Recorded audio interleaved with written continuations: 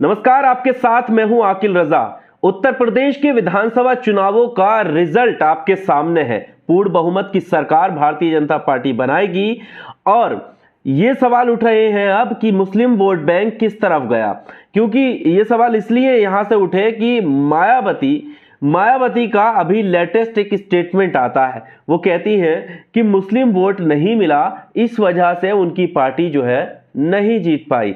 आंकड़े क्या है ये हम आपके सामने रखेंगे, लेकिन उससे पहले हम आपको बता दें कि शायद ही ऐसा कोई चुनाव रहा होगा जिसमें मुस्लिमों को लेकर ये नहीं कहा हो किसी पार्टी ने कि हमें मुस्लिम नहीं मिला। इसके अलावा चाहे वो समाजवादी पार्टी हो, बीएसपी हो या बाकी अन्य दल हो, वो अपने जो उनके कोर वोट कहे जाते हैं वो भले ही कट गए हों, लेकिन उनका जिक्र कहीं पर नहीं हुआ होगा। एग्जाम्पल के तौर पर मैं आपको बता देता हूं, अगर आप नहीं समझे हो। जैसे समाजवादी पार्टी को कहा जाता है कि ये यादवों की पार्टी है। अगर यादव समाज का वोट बीजेपी को भी चला गया, तब भी अखिलेश यादव के अंदर ये हिम्मत नहीं हुई कि वो ये कह दे कि यादव समाज का वोट हमारी पार्टी को नहीं मिला है। इसके अलावा जाटव समाज, जो मायावती का कोर वोट माना जाता है, जाटव समाज का वोट अगर भारतीय जनता पार्टी पर गया, तब भी मायावती कहीं ये कहती हुई साबित नहीं होती है कि मेरे समाज के लोगों ने ही मेरी पार्टी को धोखा दिया या पार्टी का साथ नहीं दिया। लेकिन मुस्लिमों को लेकर कोई भी पार्टी आसानी से कह देती है। ऐसा क्यों है? एग्जाम्पल के साथ मैं आपको समझाऊंगा और साथ ही साथ आपको यह भी बताऊंगा कि असदुद्दीन ओवैसी अपनी स्पीचों में इस बात का जिक्र लगातार करते रहे हैं। वो कहते रहे हैं कि आपको हर एक पार्टी जिसको आपने ढोया है, जिसको आपने अपने कंधों पर चढ़कर सीएम बनाया है, उनकी दरियां बिछाई हैं, उसके बावजूद वो आपको कह देंगे कि आपने हमारा साथ नहीं दिया। और ये बात तब साबित होती है जब मायावती अभी चुनावी नतीजों के बाद ये कहती हुई नजर आती है कि दलित और मुस्लिम एक साथ बीएसपी के साथ नहीं आए, जिसकी वजह से उनकी पार्टी का ये हाल हुआ कि वो मात्र एक सीट जीत पाए। एक सीट कहां की जीते हैं, वहां का चुनावी फैक्टर क्या रहा है, उस पर भी बात करेंगे। लेकिन उनके इस स्टेटमेंट को हम बता देते हैं कि वो कहना क्या चाह रही थी। मायावती का स्टेटमेंट था कि भारतीय जनता पार्टी के चुनाव प्रचार में जो भाषण दिए गए, उसमें मुस्लिमों के खिलाफ जो स्पीचें दी गई, उससे एक माहौल बना और मुस्लिमों ने बीजेपी को हटाने के लिए वोट किया और वो सारा का सारा वोट समाजवादी पार्टी की तरफ चला गया। ठीक है, सारा वोट समाजवादी की पार्टी की तरफ चला गया। इस वजह से बीएसपी को वोट नहीं मिला और बीएसपी हार गई।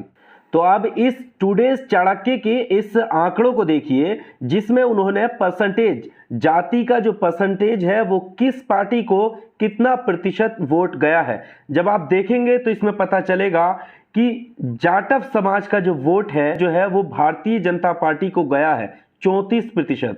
और जाटव समाज और एससी समाज दोनों ही बीएसपी के कोर वोट माने जाते हैं। अब एससी समाज की टोटल अगर हम बात करें तो 45% वोट जो है वो भारतीय जनता पार्टी को गया है, मात्र 28% वोट बीएसपी के खाते में गया है। तो ये एक बड़ा आंकड़ा सामने निकल कर आता है, जिससे ये समझा जा सकता है कि जाटव समाज जो टोटली बीएसपी यानी हाथी निशान देखकर वोट डालता था, बीएसपी की तरफ वोट डालता था, बिना कैंडिडेट देखे अपनी पार्टी को सपोर्ट करता था, बिना कैंडिडेट को देखकर सिर्फ उसको कहा यह जाता था कि उसको सिर्फ हाथी निशान दिखता है। लेकिन अब ये आंकड़े बता रहे हैं कि उसने हाथी निशान कहीं ना कहीं गुम करा दिया है।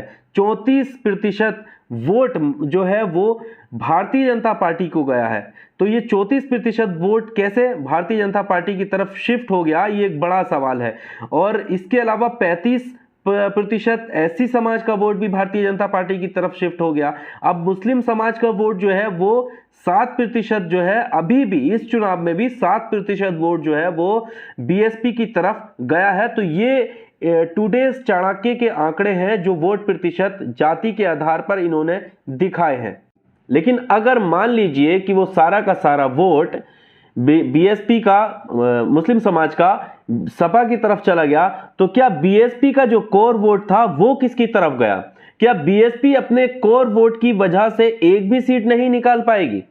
अब मैं पहले उस एक सीट की बात कर लेता हूं जो एक सीट बहुजन समाज पार्टी जीत पाई है। वो सीट है बलिया से रसड़ा विधानसभा की, और उस जो प्रत्याशी हैं उमा शंकर, बताया यह जाता है कि उमा शंकर जो काफी सामाजिक व्यक्ति हैं और उनकी अपनी छवि उस क्षेत्र में ऐसी है जिसकी वजह से उन्हें वोट मिला। वहां पर जो है मायावती का जो वोट बैंक है वो नहीं है, और ऐसा एक इंटरव्यू में पत्रकार राजीव रंजन बताते हुए नजर आते हैं। उन्होंने वहां पर ग्राउंड रिपोर्ट की होगी, इस वजह से वो वहां उस सीट की जानकारी देते हैं। यानी उनकी माने तो बहुजन समाज पार्टी पूरे उत्तर प्रदेश में 403 विधानसभा सीटों में से एक भी सीट जीतने में कामयाब नहीं हुई है।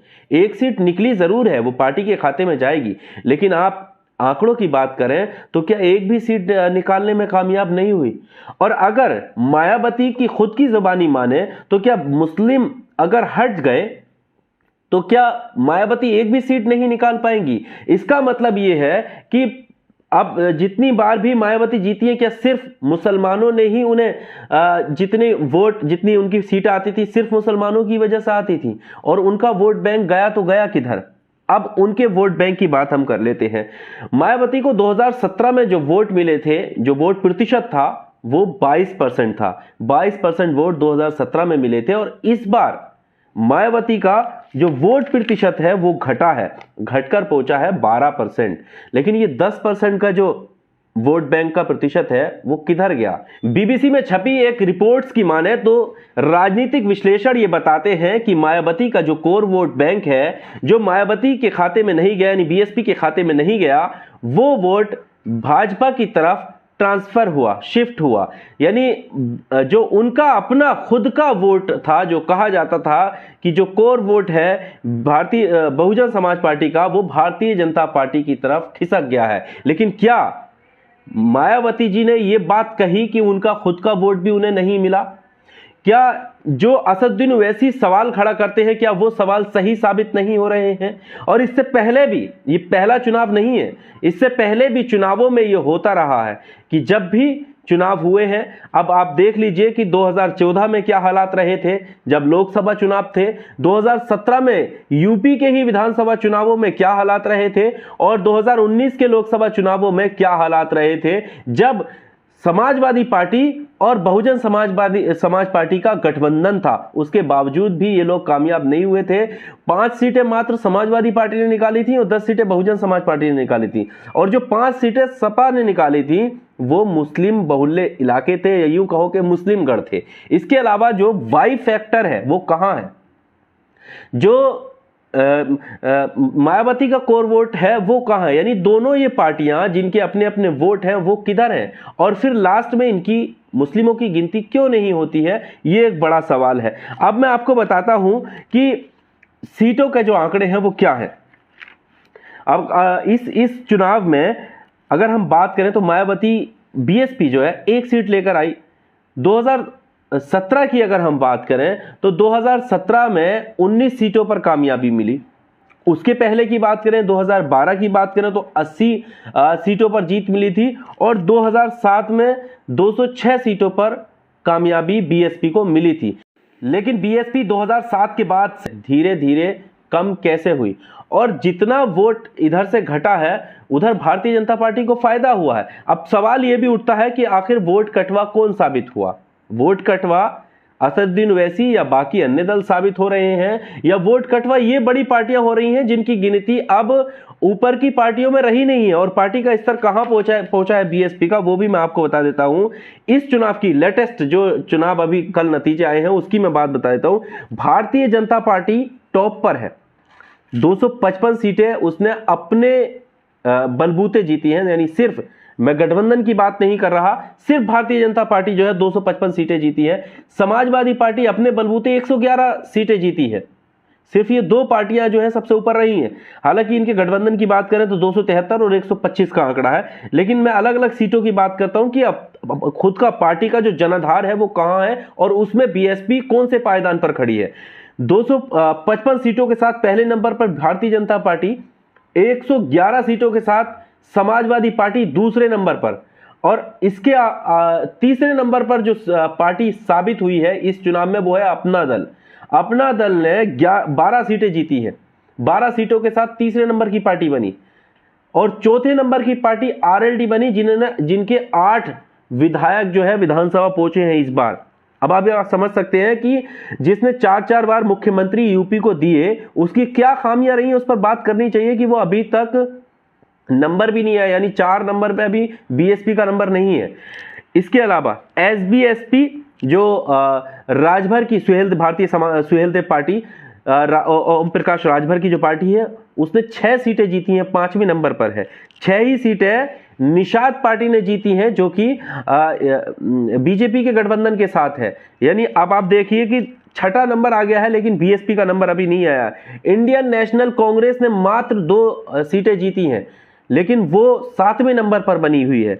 जनसत्ता दल लोकतांत्रिक पार्टी, जिसने 2 सीटें जीती हैं, 8वें नंबर पर है। 9वें नंबर यानी सबसे आखिरी पायदान पर अगर कोई पार्टी खड़ी है तो वो बहुजन समाज पार्टी है। तो क्या बहुजन समाज पार्टी की सुप्रीमो को सिर्फ ये कह देना काफी होगा कि उन्हें मुस्लिम वोट नहीं मिला, इस वजह से वो नहीं जीत पाए, या सिर्फ एक ही विकल्प है, मुस्लिम और दलित एक साथ आएंगे तभी वो भारतीय जनता पार्टी को हरा पाएंगे, और अगर उसमें से मुस्लिम हट जाएगा तो वो एक भी सीट नहीं जीत पाएंगे? ये कैसे आंकड़े हैं, ये कैसा समीकरण है?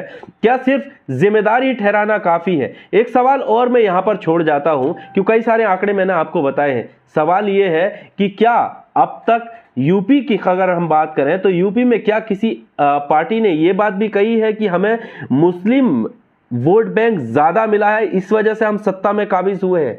क्या मुस्लिम वोट बैंक हमें इस बार मिला है, इस वजह से हम 4-4 मुख्यमंत्री बने 4-4 बार? क्या अखिलेश यादव या उनके परिवार ने यह बात कबूली कि मुस्लिमों ने हमेशा जो है समाजवादी पार्टी को वोट दिया है, इस वजह से उनकी पार्टी के लोग जो है वो मुख्यमंत्री बनते रहे हैं? कभी नहीं कही होगी। अगर कही हो तो आप, हो सकता है कि मैं गलत हो सकता हूं, आप मुझे कमेंट बॉक्स में बताइए और उनका स्टेटमेंट भी मुझे दिखाइए जहां पर इन बाकी अन्य दलों ने यह बात कही हो कि हमें मुस्लिम वोट मिला है। तो फिर यह बात क्यों नहीं कही जाए कि क्या इस बार समाजवादी पार्टी में इतने भारी प्रतिशत वोट देने के बाद भी मुसलमानों का वोट की गिनती मानी जाएगी? ये बड़ा सवाल है, आप पर छोड़ जाता हूं। और साथ ही साथ एक सवाल ये भी छोड़ जाता हूं कि अब आप मन से सोचिए कि इस पूरे चुनाव में वोट कटवा कौन साबित हुआ? क्या वोट कटवा वही साबित हुआ जिस पर आप आरोप लगाते थे, या कोई और साबित हुआ जिसने भारतीय जनता पार्टी को फायदा पहुंचाया है? इस वीडियो में सिर्फ इतना ही। कमेंट बॉक्स के साथ अपनी राय जरूर दीजिएगा और इसी तरह का वीडियो देखने के लिए आप हमारे चैनल को सब्सक्राइब कीजिए। बहुत शुक्रिया। Subscribe now and press the bell icon. Never miss an update.